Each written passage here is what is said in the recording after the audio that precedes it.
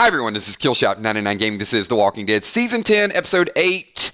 Tonight we're going to talk a little bit about Father G, and I do have a couple announcements I have to make. Let me start this video by saying, warning, there is a rumor that is going to turn into a potential spoiler. I think it is pretty legit. I don't think it's a huge spoiler, but before you listen any further, we are going to talk about it. It's the only one that's out there right now. We are going to tie some of our predictions into it, and then later on tonight, we're going to do our bold predictions. You guys know the spoilers are coming out earlier and earlier, so if you don't want to know anything to do with it, you got to leave now. Stop reading the paper, stop reading social media, all of the above. If you hang around, then we are going to talk about it. So before we get into this video, I do want to give a shout out to the Patreons, also to my PDL sponsors. We're going to have a good time with PDL Friday night, so you guys want to be a part of that. So let me just go ahead and just get it out there. Spoiling Dead's fan page is reporting that Dante will die this week. So I don't think that's a major shocker to a lot of people. I mean, it's not like we thought he was going to get away and do some major stuff. But I think we can calculate how this is going to go down. And there's some scenes out there, and they're saying he's going to die in a very tragic, gruesome way. So, look, I mean, we've heard worse spoilers, but here's the deal.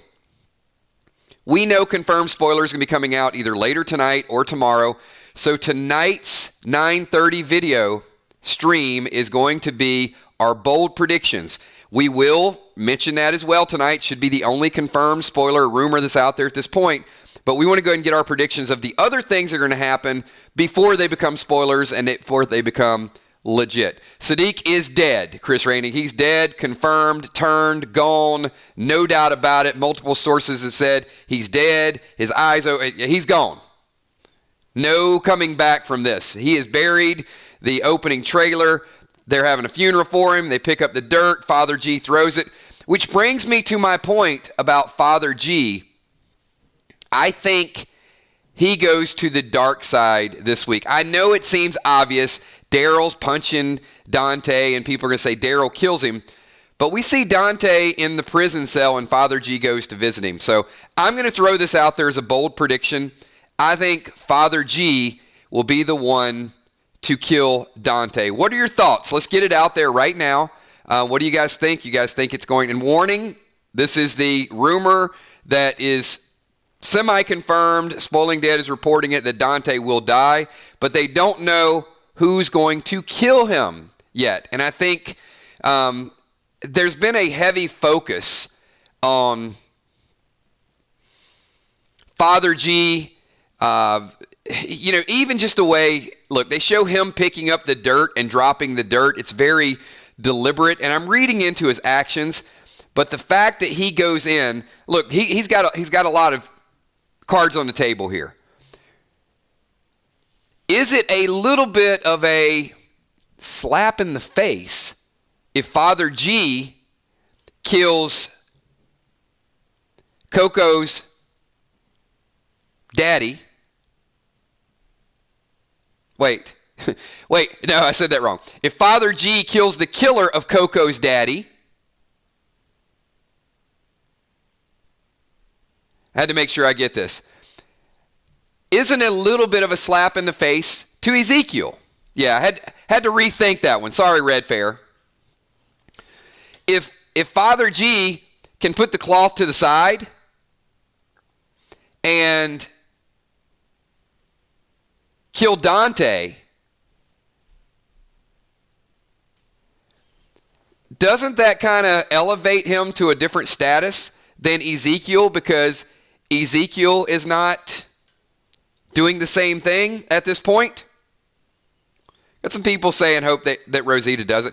I don't know. I don't feel like Rosita with Coco, and I feel a transition coming with Father G.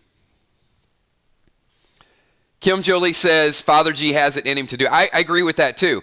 And I think as we get to, the beginning of the war, it's time people start to choose sides. I don't think you can be neutral at this point in the game. When Alpha does something so despicable that she can send a mole and that mole poisons people, and then that mole kills people, and then that mole, goes even further and kills Siddiq, I feel like Father G is going to have enough.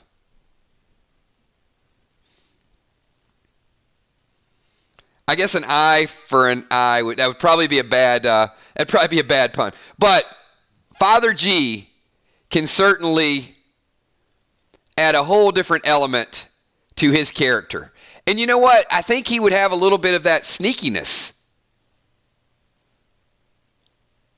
If Lydia is underestimated and thought as weak, Father G would probably be thought to be devout, dedicated. He might be able to sneak some activity in with the whispers. He might be able to do something dastardly. And, Robin Vance, I think it's a good point. Alpha may know things about our group that we could intentionally use as misinformation, right?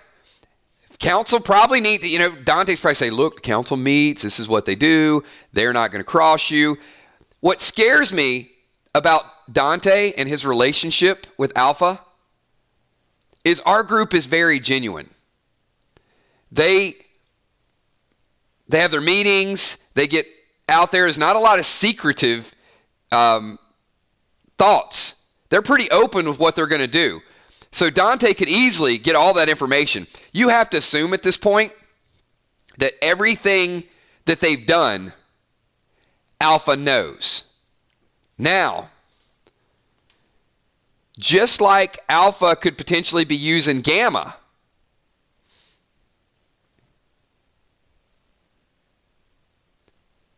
if Dante is jailed and the word doesn't get out, if I'm part of the group, I would probably get a couple people together and say, hey, this is what she thinks she knows. Now we got to completely change it up. What do you guys think about that mentality? We've talked about how this season we've had the mirror plots, right? Lydia is Gamma. Negan is Dante. Alpha is Carol. So all this cool stuff going on. So if Alpha has her out there just kind of, misleading the group, I'd get a few people together and say, hey, she thinks Father G doesn't ever kill anybody. I know that's a stretch. But the places you hunt, what you do, all these things you have to assume have been reported. I do too, Julia. I love the show. I'm going to get a few of your comments included in this video. So Corey, I still want to know why Dante said what he said as he killed Saddiq. It's like he was so torn that he did what he did. He was torn.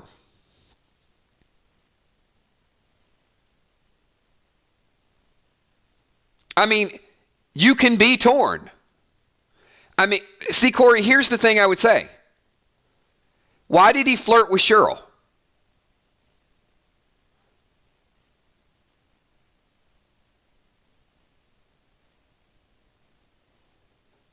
Nobody was around. So Cheryl wouldn't tell on him? I don't think so. He could have had average bedside manner. Cheryl's not writing a review. Johnny Meadow, I don't even think it was a distraction.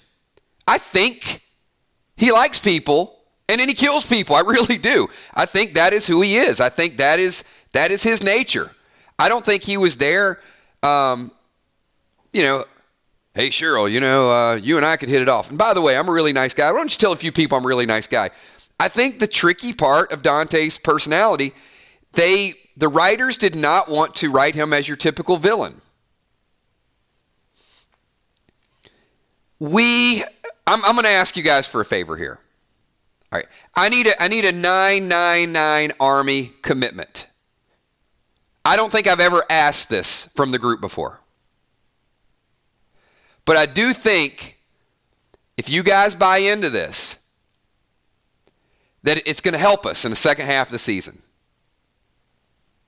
All right, I see a few people, I love this blind trust. I love the fact some people say, Kills, I'm in, I'll do it. And I haven't even asked yet. That's a scary thing. Well, one, I need you guys to hit the like button. Let's do that and get that out of the way. All right, but number two, in our streams, the level of depth that we're going to add, I need a few people here to stop being black or white. I need a few people to stop being wrong or right. I need a few people to stop saying, well, he doesn't act like the typical villain. Well, they're a hero, and heroes are supposed to do this. I need you guys to see that not everything is going to be spoon-fed. It's not going to be because they act this way, they're necessarily this way. And there's nothing wrong with Dante being a likable person and killing people. In fact, one would argue some of the worst killers of all time were very likable people in order to manipulate people. That's a reality. So we can't always buy into the trap of, well, they didn't show it to us this way, and therefore he can't be that way. Dante liked talking to Cheryl while he was poisoning her, and then he put her out of his misery when he's the one that caused the misery. If that is not complicated, I don't know what is complicated. You can't understand that. Don't try to understand it. Just assume he's got that type of personality. And I think it makes for a great story because it also shows the diversity of the character development. Which means we're going to have a whole lot of cool stuff to talk about as we analyze behaviors and theories and philosophies, and it's going to make it less easy to predict.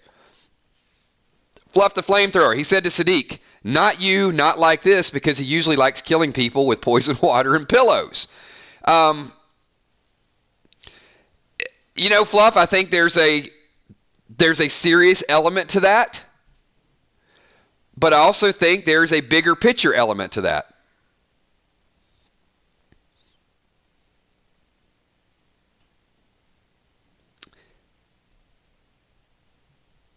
He probably certainly likes the path of less resistance. And I mean, I understand Fluff's sense of humor, but I also think that there's some truth in that. Not you, not like this. I think it's a very clever comment because it does satisfy both of those. He likes, hey, let me just do this. It's less messy, I guess I would say. But the bond there, not you, not like this, if you really think he's completely twisted, you could look at the dark side of Dante and maybe he would think like, not you, not like this. Maybe he meant, I'm going to save you for last. I'm going to put you on a pike. I mean, you could go either way with Dante's comment. We got another super chat up here. We got Bamber Kitty. Ted Bundy worked on Suicide Hotline, sitting next to a former police detective, and became very close friends with her. Psychopaths blend. And Bamber Kitty, I think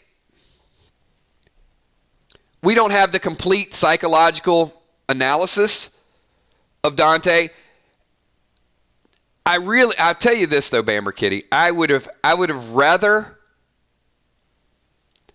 they left the PTSD story out of it with Dante. I do think as a viewer wanting to understand, I'm not disputing my own black and white argument here, but as a viewer wanting to understand his motives a little bit more, I do think they clouded the issue a little bit much with that. PTSD, evil, by nature, or psychopath. 3 different situations. So I agree with you. If he is a psychopath, which some are going to say yes, I'm not going to argue that because I know everybody's passionate about what signs they've seen. And I would normally classify him as a psychopath. But that storyline about him going to Fallujah and what he witnessed there made it complicated. But I think if we would have just went down the road of psychopath, it would have been all these mixed behaviors wouldn't have made sense, but it would have been understandable, I guess. Grimes on the radio, thank you so much. Appreciate that. Super sticker, if you guys don't know what super stickers are, they are right down there with the super chat. So if you got a cool thing to say and you don't have the words to say it, use an emoji. Julie Red Fair McGuire, what if the walker, Saddiq, kills Dante? That's not going to happen. Because the walker Siddiq is the current here and now. The time frames don't work with that. I think the walker Siddiq is going to buy Rosita some time to get out. I do think Siddiq will add some twist to it.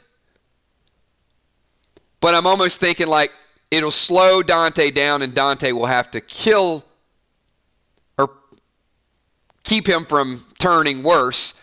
And because here's why the time frame doesn't work, Julie, is because we know that Dante is going to be in the infirmary. We know that Dante is going to have he's going to get beat down by Daryl. And we also know Dante is going to be locked up and Father G is going to visit him.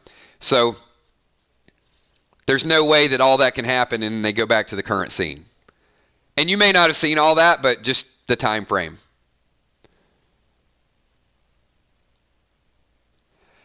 I will say this. Going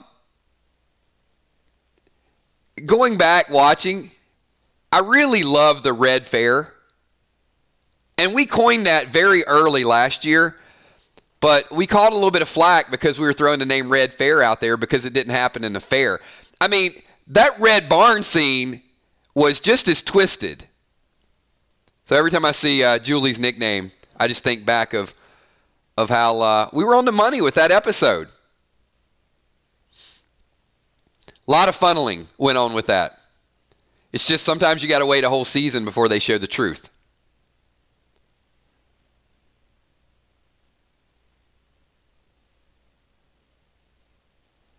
So Miss says, I'm all love and peace, but I can only take so much before I go into beast mode. I think, I think that's a statement for many. Is that a PDL reference or is that a Walking Dead reference? That is what we do, Lynn. Absolutely. Appreciate you guys being here early. Grimes on the radio. Do your intentions have to be bad to be a villain? Oh, boy. We need to have like a 999 Psychology Session 101.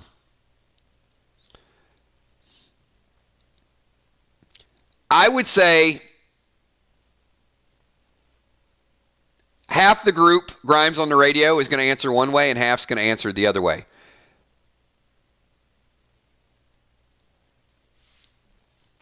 I'm going to say no, because I think villainous behavior is the perception of other people. And here's my point. You could do things that you think are certainly normal, but come across to other people as being a villain. Therefore, you are a villain. I mean, I think that's the best way to answer the question. You could also do things and declare yourself a villain. And other people might not see it as extreme enough to be categorized as villainous behavior. So I think it depends on, I hate the cliche perception is reality because I don't always agree with that. But I do think that there is an element of truth that in most cases, perception can be what's real. I can get down to these topics all night long, but I'm not. I think it's a good question. But yeah, that's my answer. So once again, many of you are tuning in a little bit late, so I do want to continue to say it. Put the warning sign up there. This started as a rumor. It's turned into a spoiler. It's not a major spoiler. If you want to leave, if you haven't heard yet, that's fine. But the word, you got 3 seconds, 3, 2, 1. Spoiling Dead's fan page put out there early again, Dante will die, and apparently it's a very vicious death. Now, that's all they know at this point. I don't think that's a major shocker for a lot of people. However, I think that news in and of itself is enough for us to sort of transition into our bold predictions, which we're going to do at 9:30 tonight. I think that the Daryl beatdown is obvious. And that's why a lot of people think it's going to be him that beats him to death. I don't think so. I think Daryl's going to beat him, lock him up, want to use him as leverage. And I think Father G is going to do the funeral. Father G is going to, that whole flick of the hand where he picked up the dirt and just kind of, it didn't seem like he was feeling the dirt or sifting it through his hands. To me, when I saw that, it's like he picked up the dirt and wanted to get the funeral over and go kill somebody. I mean, he's just kind of dropping it like, has this not been enough death? And now it hits home to him. And the next thing is, here's somebody that Rosita cared about. Here's the father of his stepdaughter. He's going to have to explain that. I think he's done. I think we're going to see a very wicked Father G that is going to go out there and avenge Siddiq. He's going to do it for himself. He's going to do it for Rosita. He's going to do it because Coco's father is dead. And I do think if Ezekiel does not follow suit, it is going to continue to undermine Khary Payton's character, which is why in tonight's episode later on, we see an Zeke-Carol interaction. So, follow-up question to you guys. Why would Zeke and Carol be getting back together if it weren't to take care of some unfinished business? So I think Gabriel kills Dante, and I think you're going to see less of the Carol and Daryl thing, and I think you're going to see King Ezekiel's last ride. I don't think he's going to wither off. I don't think he's going to die of cancer. I think he is going to go in there, guns a-blazing, and Ezekiel cannot die like this. He needs to go out on a big, big note.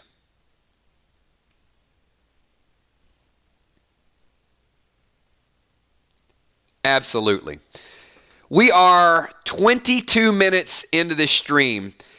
We are going to table it here. The early streams, we like to cut off a little bit earlier, give people a chance to go do their things. And I love having you guys here. I could talk about Walking Dead with you guys 12, 14, 16 hours a day. Unfortunately, I can't monopolize all your time. I know there's other things that go on. But the good news is we are going to be back here at 9:30 tonight. It's going to be an extended episode because we're doing our bold predictions. I got another super chat in here. We got David Buzz. What's up, Buzz? Kills, do you think Negan will find and help Lydia? Buzz, can you be here at 9:30? Because we're going to give bold predictions with that.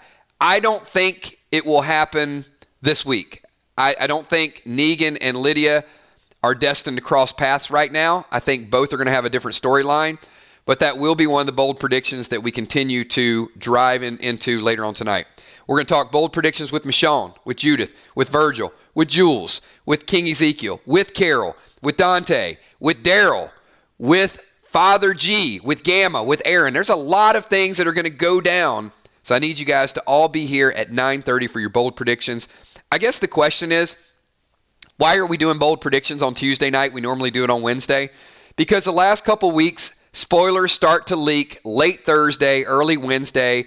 So if the spoilers come out tonight, then it ruins our bold prediction tomorrow. If they come out at 2 or 3 o'clock tomorrow, it ruins our bold prediction tomorrow night. So the only information that we have at this point is that Dante is dead. So I'll see everybody here at 9:30 tonight. You guys have a good evening. Grab some dinner and be here with your thinking caps on, ready to funnel. And I will talk to you all in about an hour and a half. Thanks once again. Peace.